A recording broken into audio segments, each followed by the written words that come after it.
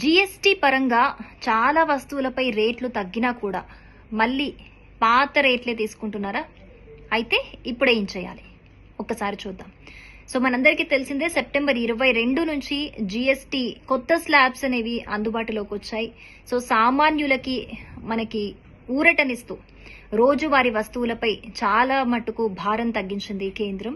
So అయినా కూడా కొంతమంది కొన్ని షాప్స్లలో పాత రేట్లని కంటిన్యూ చేస్తున్నారు. ఈ యొక్క కంప్లైంట్ కనిపిస్తుంది. సో ఇలాంటి సిచ్యువేషన్లో మనం ఏం చేయాలి?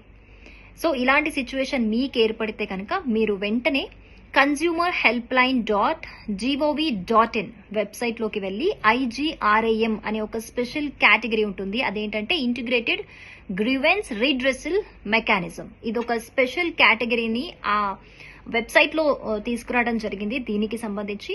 సో దీంట్లో మీకు ఏవి అందుబాటులో ఉంటాయంటే NCH అనే ఒక యాప్ అందుబాటులో ఉంటుంది, ఉమాంగ్ యాప్ అందుబాటులో ఉంటుంది. దీంట్లో వాట్సాప్ త్రూ కూడా మీరు కంప్లైంట్ చేసుకోవచ్చు, లేదా 1915 అనే ఫ్రీ హెల్ప్ లైన్ నంబర్కి కూడా కాల్ చేసి మీరు కంప్లైంట్ చేసుకోవచ్చు. అలాగే ఒక వెబ్ పోర్టల్ కూడా ఉంటుంది. సో దీంట్లో ఏ ఆప్షన్ అయినా మీరు చూస్ చేసుకొని మీకు ఉన్న కంప్లైంట్, అంటే మీకు ఎక్కడ ఎలాంటి ప్రాబ్లం వచ్చినా కూడా ఈ పోర్టల్స్ ద్వారా అయితే మీరు కంప్లైంట్ రేస్ చేసుకోవచ్చు.